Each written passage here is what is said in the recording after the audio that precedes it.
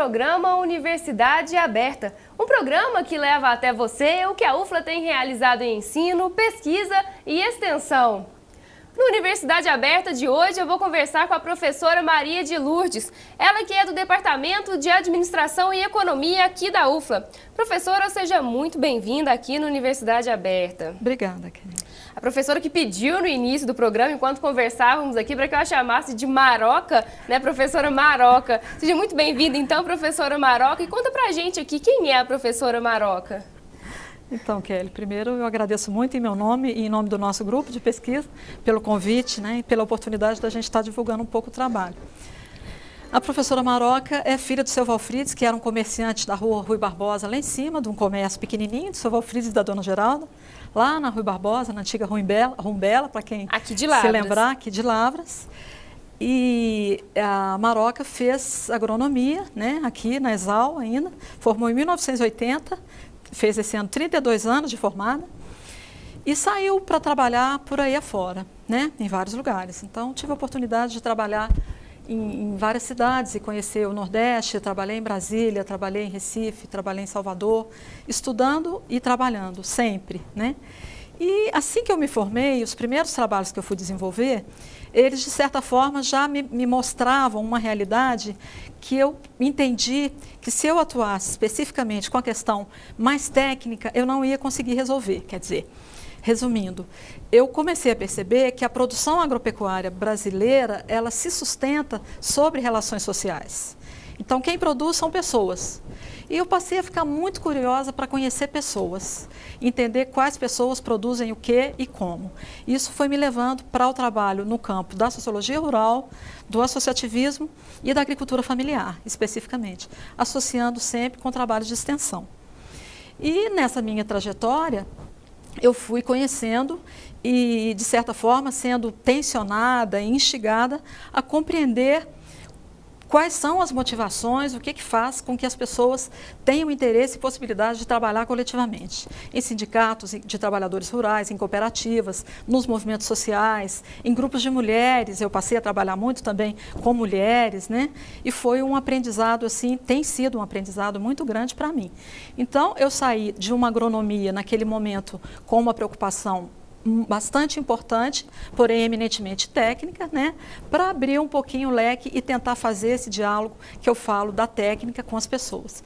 A partir desse momento, Kelly, eu entendi que é importante para a minha contribuição para a sociedade colocar as pessoas no centro dos processos nossos de pesquisa, de extensão, de desenvolvimento, etc. e tal. Até que aí eu fiz o doutorado na Universidade Federal Rural do Rio de Janeiro, no CPDA, que é um programa de pós-graduação em desenvolvimento, agricultura e sociedade, né? Concursada aqui na UFLA como professora, eu estou desde 1998 para as disciplinas de, na época, sociologia rural e extensão rural.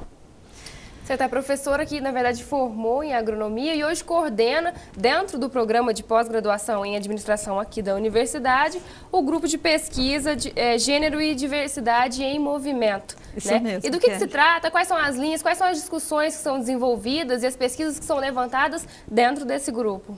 Então, o objetivo principal desse grupo nosso é, assim, um pano de fundo, um escopo maior, é de promover e apoiar o debate sobre a função social da universidade, né? Quer dizer, esse é o nosso foco.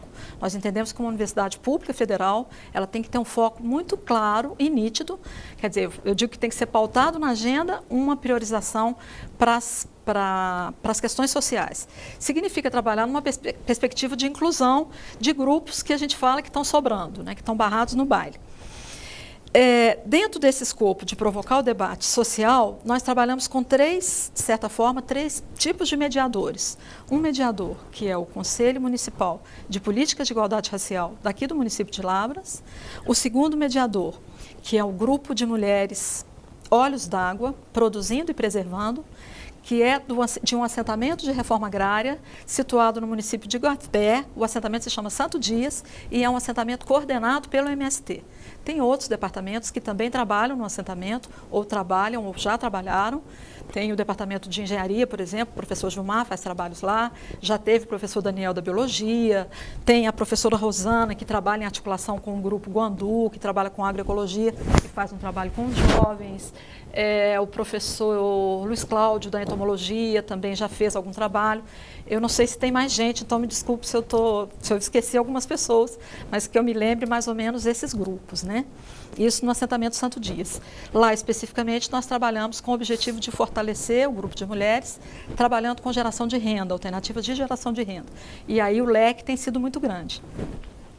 A terceira dimensão, o terceiro mediador, né, que eu disse nós temos 3, ele está em início de construção e é representado por grupos de mulheres da economia solidária do município de Prados, perto de São João del Rei.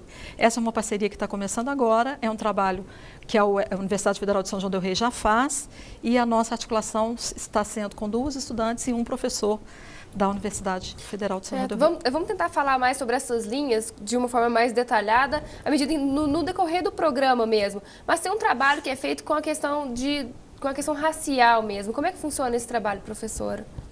Então, Kelly, dentro dessas minhas andanças, desses aprendizados todos, né, desses percursos de aprendizados que eu fiz por aí afora, uma das coisas que eu descobri é que nós somos preconceituosos em várias dimensões, todos nós, né? Infelizmente, a gente não aprende mesmo na nossa formação, seja na família, na religião, enfim, na sociedade em geral, na escola, a gente não aprende a lidar com as diferenças, de jeito nenhum. Embora a gente nasce todo mundo igual, tudo bebezinho, depois que cresce, a diferença de cor da pele, de sexo, de orientação sexual, ela se transforma em desigualdade. Isso é muito grave e triste, né? E quando eu comecei a perceber isso, ficou uma pulguinha o tempo inteiro atrás da minha orelha. E eu também, além da sensibilidade ir aguçando um pouco, fui procurada pelo conselho, né? Por alguns conselheiros, para a gente estar tentando fazer um trabalho no conselho. E aí, isso aqui do município? Do Conselho de Políticas de Igualdade Racial aqui de Lavras. Aqui de Lavras. O conselho, inclusive, foi criado em 2006, criado efetivamente, alguns grupos já se reuniam. O movimento negro aqui em Lavras já existe, não tenho informações aprofundadas, mas ele já representou resistência em vários aspectos, né? Aliás, a população negra no Brasil, ela tem uma história de resistência em muitos âmbitos, e também das mulheres negras, né? A gente tem uma literatura que esclarece para nós a participação e contribuição das mulheres negras. E essa atuação com o Conselho, então, ela fez com que a gente... o que a gente fez? Eles disseram, olha, a gente precisa de 2 coisas. Nós temos uma demanda que é conhecer um pouco mais a população negra de Lavras. Nós temos uma outra demanda que é trabalhar com uma lei federal, que foi uma lei instituída em 2006 também, 2005, 2006, 10.600 e alguma coisa, e a outra 11.600 e alguma coisa, que tratou da obrigatoriedade do ensino da história da África, da população afrodescendente e da contribuição da população negra para a construção da sociedade brasileira em geral. E o Conselho pediu que nós trabalhássemos com os educadores de Lavras a divulgação e algumas estratégias pedagógicas para que os educadores pudessem trabalhar em sala de aula. Essa foi a segunda dimensão. A terceira dimensão foi, de certa forma, trabalhar um pouco com a história de vida de algumas pessoas consideradas chave, primeiro no Conselho, depois fora do Conselho, que pudessem contar, de certa forma, para nós, um pouco de suas superações, de suas trajetórias de resistência, para o Conselho identificar em que conjunturas de excepcionalidade ele consegue fortalecer essa possibilidade de combate ao racismo em Lavras.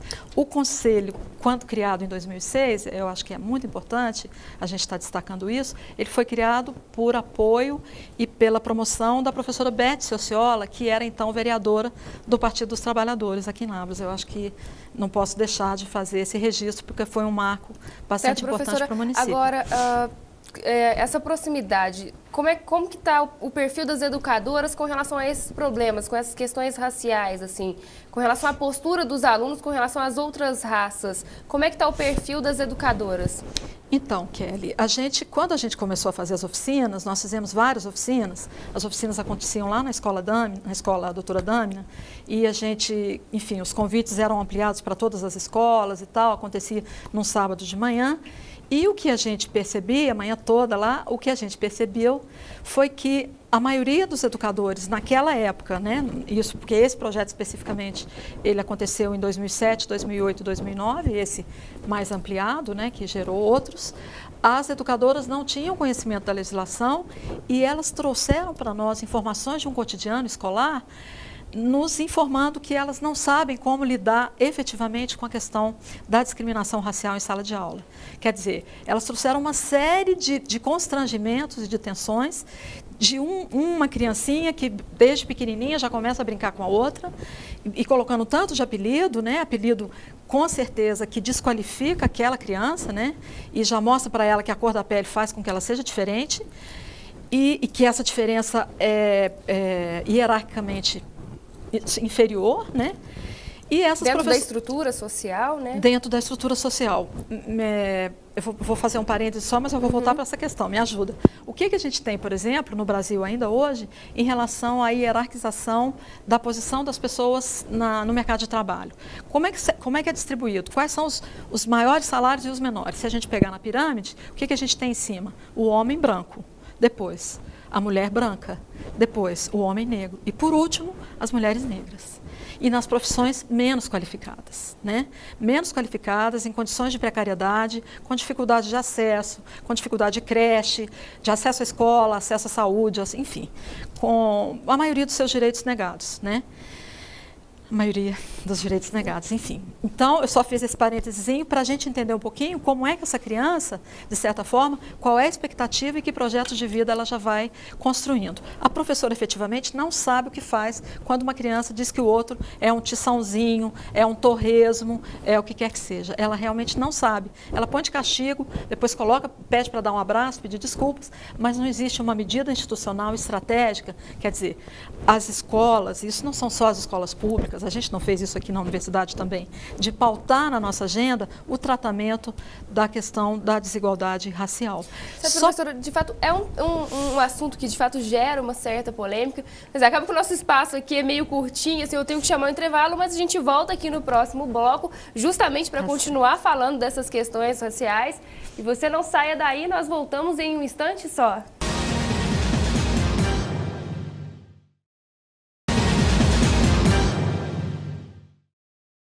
Estamos de volta e no programa de hoje eu converso com a professora Maria de Lourdes, ela que é do Departamento de Administração e Economia aqui da Universidade Federal de Lavras. Professora, no primeiro bloco conversávamos sobre a questão de desigualdade racial com foco aqui nas escolas de Lavras, né? E aí até conversávamos um pouquinho no intervalo aqui, ela falou sobre uma curiosidade na Praça Augusto Silva na década de 80. Que curiosidade é essa? Vamos contar aqui pra gente. Então, Kelly, na verdade essa curiosidade, ela tanto eu vivenciei, né, na década de 80, eu nasci em 1958, então nessa época eu já estava circulando pela praça, mas ela também foi uma informação que a gente obteve durante a nossa pesquisa de outros entrevistados, né?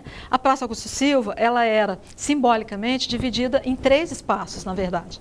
Então, descendo no sentido da Igreja Matriz, para onde era o Cine Brasil, que depois o Ei Magazine e hoje vai ser uma outra construção, se nós estivéssemos descendo, o lado direito da praça chamava Rela, que era o Rela dos Namorados.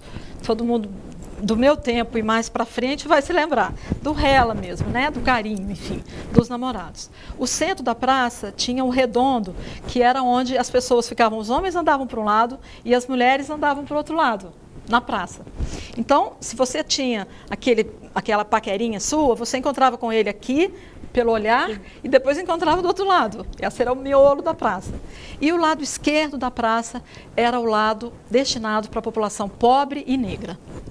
E assim, essa divisão não tinha nenhuma divisão oficial, ela é simbólica, mas ela era fortíssima.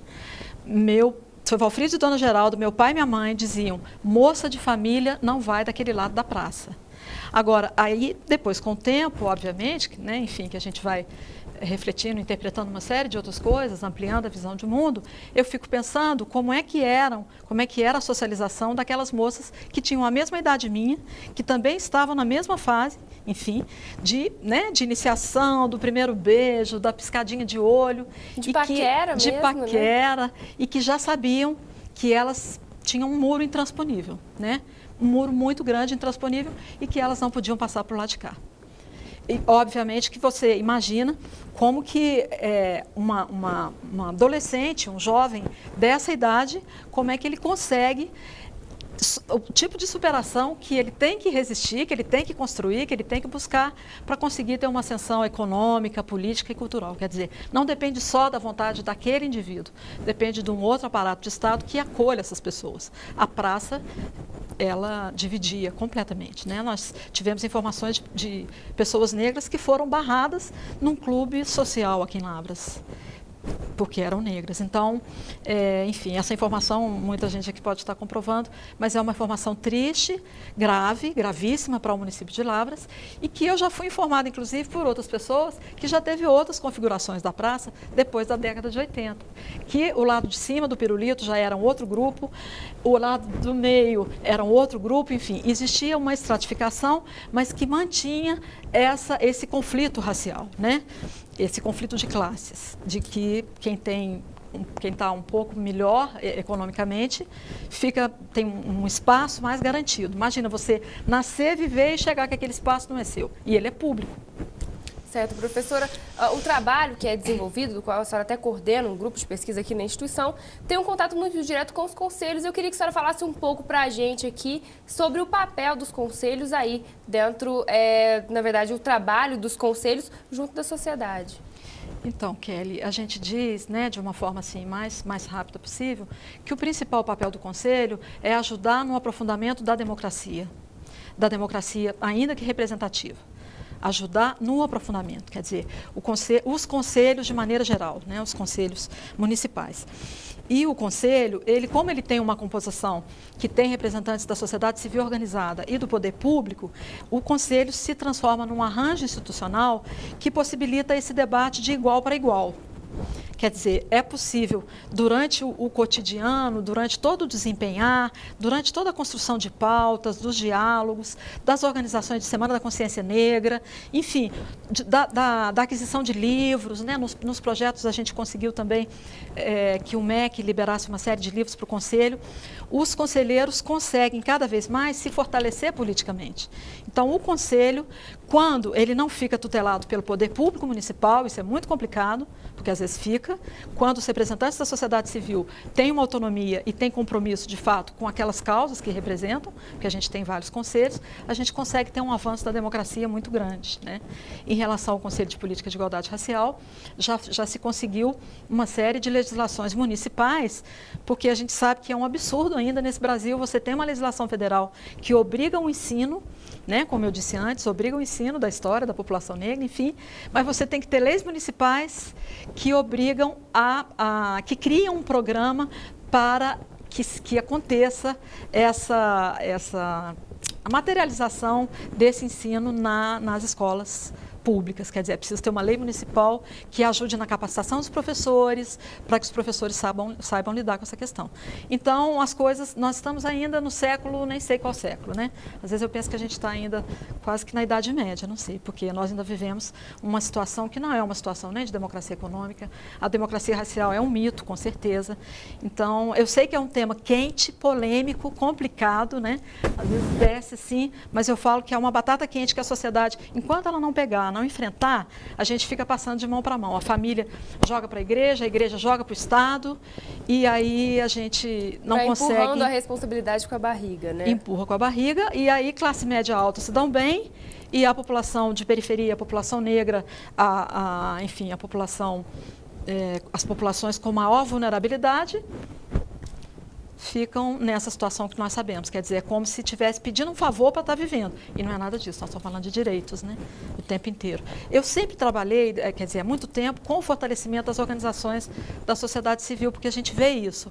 quanto mais fortalecido tiver movimentos sociais populares, sindicatos, partidos políticos, etc. e tal, mais nós qualificaremos o Estado, mais nós qualificaremos as políticas públicas, mais nós qualificaremos os gestores e, sobretudo, nós enxergaremos essas pessoas como pessoas de carne e osso igualzinho a gente, que tem sonho, que tem medo, que tem esperança, que pode ter projeto de vida, que tem expectativa, né? Enfim. A professora Maroca, né, que é do Departamento de Administração e Economia da UFLA e hoje está como coordenadora, né, de um grupo de pesquisa que é o Gênero e Diversidade em Movimento, também tem um trabalho com relação à capacitação de mulheres, né? Fala pra gente um pouco sobre esse trabalho, professora. Tem um trabalho com relação a políticas públicas raciais, com relação à igualdade, desigualdade racial e esse trabalho também de capacitação de mulheres. Então, esse trabalho com as mulheres, a gente insere no contexto que é o contexto de acesso à terra no Brasil, que é complicadíssimo. Que nós sabemos que a gente vive numa condição de concentração de terras muito grande. Quer dizer, a gente tem poucas pessoas que detêm uma área muito grande de terra. Nós temos grandes latifúndios, enfim. E quando a gente fala de acesso à terra, a gente não pode deixar de considerar algumas questões que têm sido ganhos e conquistas de alguns movimentos sociais, entre eles o MST, que é polêmico também, é assunto difícil, mas eu gosto de assunto difícil, não tem problema.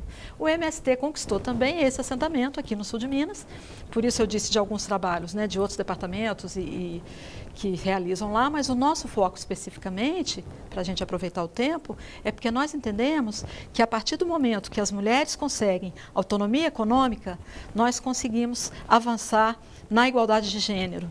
Quer dizer, uma mulher que ela tem condições de decidir, primeiro ela tem uma renda e ela tem condições de construir o seu projeto de vida, ela tem condições de ter maior inserção e maior capacidade de argumentação junto ao poder público, junto ao mercado, junto à sociedade em geral. Quer dizer, o trabalho ele visa não só a mudança da situação econômica das mulheres, mas também da sua posição política. Então, dentro da estruturação do assentamento, as mulheres e as famílias trabalham com uma produção muito diversificada. Então, existe uma produção hoje lá, já. Todo mundo, né, tem um pouco de leite, tem pequenos animais, tem 10 ou 11 famílias agora que estão trabalhando com a produção orgânica de semente de tomate, tem uma produção de mel, tem a produção de feijão, tem a produção tem um viveiro de mudas, quer dizer, tem algumas coisas que eu não estou me lembrando aqui agora, mas a pauta, queijo, né, iogurte, a gente compra sempre lá farinha de milho, farinha de mandioca, etc. E tal. E aí o nosso foco tem sido não só o apoio ao artesanato, a gente encontra capacitadores, porque a gente trabalha com pesquisa e extensão, a gente já orientou 3 dissertações de mestrado no assentamento, mas também com o foco de apoiar essa geração de renda. E aí, com artesanato em pano de prato, pintura em telhas, recentemente, estamparia em camisetas, que foi uma coordenação de um grupo que se chama Guandu, né, que a professora Rosana é uma das mediadoras do Departamento de Educação. Nós temos agora ainda, que a gente conseguiu aprovar um projeto pela FAPEMIG, Pesquisa e Extensão, então tem outras capacitações previstas, entre elas o artesanato em bambu, uma agroindústria com um leque grande, que é geleia de pimenta, doce de frutas em geral, né? Eles já estão produzindo polpa de tomate, eles produziram agora quase 3 toneladas de açúcar mascavo, quer dizer, já existe uma fabriqueta que eles estão chamando carinhosamente de Casa do Açúcar, né? O grupo de mulheres se chama Olhos d'Água, produzindo e preservando, porque o assentamento fica numa área muito bonita, uma área de nascentes, perto da represa de Furnas, né? Fica perto de Boa Esperança. E a gente vai no assentamento 6 a 7 vezes por ano, né, com estudantes e alguns professores, estudantes de graduação e pós, e a gente pensa o nosso dia no assentamento. Quer dizer, nós trabalhamos com oficinas de capacitação e trabalhamos também com oficinas que ajudam nessa elevação de nível de faculdade crítica, né? Para que as famílias, mas sobretudo as mulheres, consigam refletir sobre o trabalho que elas realizam, né? As mulheres do assentamento, elas trabalham, além do serviço doméstico todo, do cuidado da educação dos filhos, com a saúde, pequenos animais, e também nos roçados, também no lote com os maridos, elas plantam, elas fazem tudo isso, elas também trabalham em assalariamento, quer dizer, elas trabalham na cultura do café, se assalariando, trabalham como empregadas domésticas, algumas como costureiras, as jovens, quer dizer, nós tivemos relato de jovens no assentamento que foram trabalhar na cultura do café em fazendas que não tinham banheiro. Imagina o que significa uma mulher, um homem e uma mulher, mas uma mulher, em função das questões morfológicas, com muito mais dificuldade. Uma mulher numa lavoura de café, 8 horas e sem um banheiro, sem ter condições de ir ao banheiro. E pessoas que, o principal, eu falo que o principal capital que elas têm é o trabalho. Certo. Agora, professora, com relação ao seu trabalho, a gente tem o assunto de políticas, né, de políticas de igualdade racial, esse trabalho de igualdade de gênero também. Só para a gente terminar aqui, encerrar o programa, são estudos, são projetos de pesquisa, projetos de extensão que visam, no fundo, melhorar a qualidade de vida das pessoas aí, que visam, no fundo, manter a igualdade e um mundo mais justo. Para a gente tentar filosofar assim. Eu queria que a senhora desse um resumão aqui. Onde a professora Maroca quer chegar? Eu quero chegar primeiro que a gente queira continuar conversando muito sobre esses temas, né? Que esses temas sejam pautados cada vez mais na sala de aula, em atividades de pesquisa, de extensão, enfim, de ensino, né? Que tanto a questão racial quanto a questão de gênero, elas conversem cada vez mais, quanto mais professores, mais estudantes se envolverem com as temáticas e que, de fato, a universidade tenha esse foco, né? Não se esqueça de que a gente consiga, a partir, sobretudo, dessa aproximação que a gente tem com os movimentos sociais, tensionar cada vez mais a universidade para esse seu compromisso social, né? Nós não estamos falando de ação de filantropia, eu digo isso para os estudantes. Nós estamos falando de um trabalho que nós vamos apoiar pessoas para a conquista de sua cidadania, que foi negada, né?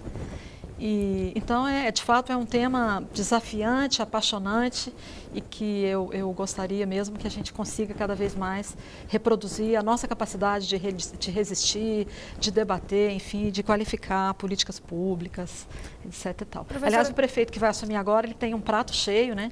Porque se ele resolve apoiar os conselhos, ele já tem um aí que tem uma estrada grande. Professora, meus parabéns pelo trabalho, pelo belo trabalho, na verdade, né? Não só o trabalho de conhecimento e de pesquisa, mas todo esse trabalho de tentar melhorar aí a qualidade de vida das pessoas. Parabéns pelo trabalho e muito obrigada pela sua presença aqui no Universidade Aberta. Eu que agradeço, Kelly. Obrigada.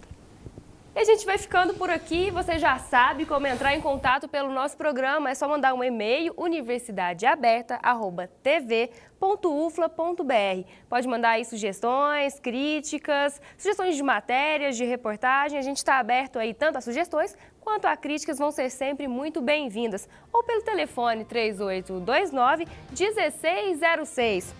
A gente fica por aqui e nós nos vemos num próximo programa. Até lá!